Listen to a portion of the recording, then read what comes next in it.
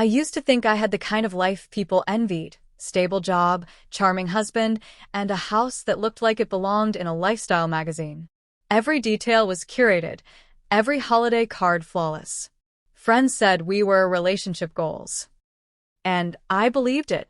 Or at least I wanted to. But deep down, I had felt a slow erosion, moments when his touch felt colder, when his laughter didn't quite reach his eyes. I brushed them off. We were busy. Life gets in the way. That's what I told myself. Then came the necklace. It wasn't mine. It was tucked inside a drawer, in a box that still had the tag. I stood there staring at it, something sharp pressing behind my ribs. A week later, I found a hotel receipt in his coat pocket. It wasn't just a one-time mistake. It was a pattern. Calculated. Sustained. When I confronted him, he didn't even try to deny it. Just looked at me like I had finally caught up. Said he hadn't been happy for a long time. Said she made him feel alive. I remember thinking, I must be dead then. I couldn't speak. I didn't scream. I didn't cry, not then. I just stood there, breathing like each inhale might choke me. He didn't apologize. He didn't beg. He didn't even seem sorry. I wasn't angry yet. I was hollow, like someone had scooped me out and left the shell behind. In the days that followed, people had plenty to say. Some told me to forgive. Some told me to fight for it. My own mother said, "At least he didn't leave you." As if staying and cheating was some kind of prize. I heard it all. Men stray. It happens. Maybe you were distant. They weren't just questioning him. They were dissecting me. Where had I failed? What had I lacked? I stopped sleeping. I'd lie awake in the dark, replaying every moment of our life. Every kiss. Every promise. Wondering if it had all been fake or if I had somehow made it real alone. Food lost its taste.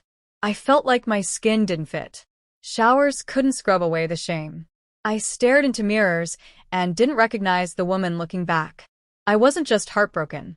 I was convinced I had been the problem. That something about me had been so unlovable, so dull, that he had to find life elsewhere. That belief sat heavy in my chest, clamped around my throat. I didn't feel betrayed. I felt defective. Worthless. That's when it began. The real breaking.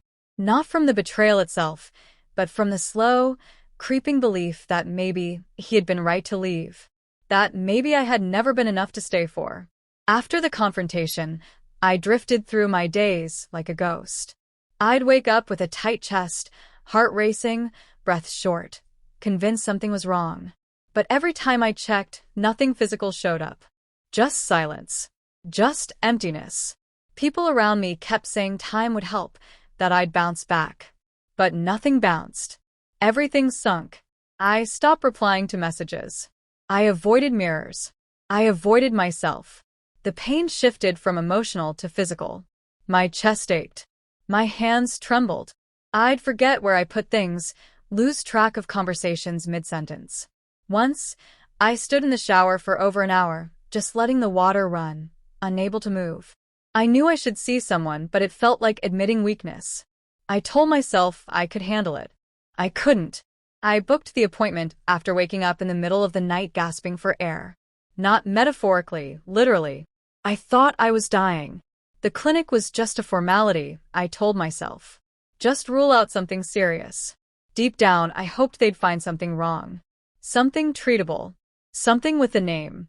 The doctor walked in, calm and collected. Not rushed. Not distracted. He asked questions I'd heard a dozen times, but when I answered, he actually listened. Not the polite kind of listening, the real kind. He didn't interrupt. He didn't look at the clock. When I said, "I've been feeling off," he didn't dismiss it. He looked me in the eye and said, "Tell me more." I did. I told him about the anxiety, the weight loss, the tension in my chest. He nodded slowly, asked a few more questions, then paused. I expected a prescription or a blood test. Instead, he said, "You're carrying trauma. This isn't your body failing, it's your body screaming." I wasn't ready for that. I broke. Right there. In front of a stranger. I cried in a way I hadn't let myself before. Not dramatic sobs, just quiet, uncontrollable tears that came without warning. He didn't flinch. He didn't try to fix it. He handed me a tissue and sat there, letting me unravel. He spoke gently. Said I wasn't crazy, that what I was feeling was valid, that emotional trauma often manifests physically, especially when it's ignored. He told me healing would take time, but it would come. He recommended therapy, not medication.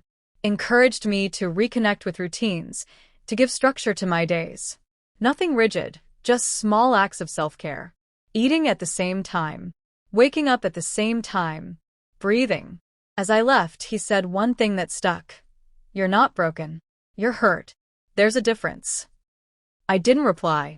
I couldn't. But those words sat with me, echoing louder than any advice I'd been given. He didn't see me as weak. He saw me as someone surviving something hard. And for the first time since everything fell apart, I felt seen. Not pitted. Not fixed. Just seen. The follow-up visit wasn't strictly necessary, but I scheduled it anyway. I told myself it was to make sure nothing serious was wrong. But that wasn't the truth. I just wanted to talk to him again. It wasn't attraction, it was relief. He made things feel less heavy, like I didn't have to keep everything clenched inside just to make it through the day. I didn't prepare what to say. I just showed up. He asked how I'd been. I told him about the panic attacks easing, the sleep still coming in fragments. I mentioned I'd started journaling like he suggested. I didn't expect him to remember, but he did. He asked if it helped. I nodded. I told him I'd signed up for therapy. He smiled, not like a doctor checking off a list, but like someone who genuinely cared. His questions were simple, thoughtful. I never felt examined. Just understood. Over the next few weeks, those appointments became quiet anchors. I began to speak more freely. I told him about the marriage, how I'd built a life around someone who saw right through me, how I felt invisible in my own home. He didn't offer cliches. He didn't compare it to other stories. He just listened. Sometimes he'd share small details from his life. He once said he'd gone through something similar, years ago. He never gave specifics, but that made it feel more real, not less. Outside those appointments, I started rebuilding piece by piece. I began cooking again, even if just for myself. I took walks slowly, without my phone. I caught my reflection one morning and realized my eyes looked less tired. There was a faint trace of color returning to my skin. The weight hadn't left entirely, but it didn't own me the way it had before. I remember one conversation clearly. I had told him, almost offhandedly, "You're the first person who hasn't made me feel like I overreacted." He didn't pause. He just said, "That's because you didn't." His voice was steady. That moment pierced through all the noise I'd been absorbing from others. Their suggestions, their judgments, their quiet criticisms. He wasn't trying to make me feel better. He was telling the truth. Eventually, I began to look forward to those visits, not because I needed medical advice, but because I felt human again in those conversations. Not broken. Not defective. Just real. I didn't need to be saved. I just needed someone to see that I was still here, even if I couldn't quite find myself yet. What started as a clinical encounter became something gentler, something grounding. He never crossed any line, but I noticed how my shoulders relaxed around him, how my guard fell, bit by bit. It wasn't romantic. It was safe.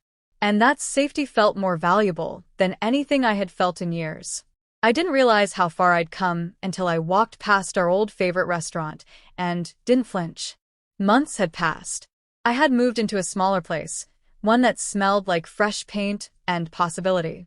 I picked out every detail myself. No compromise, no second opinion. Just mine. The silence wasn't lonely anymore.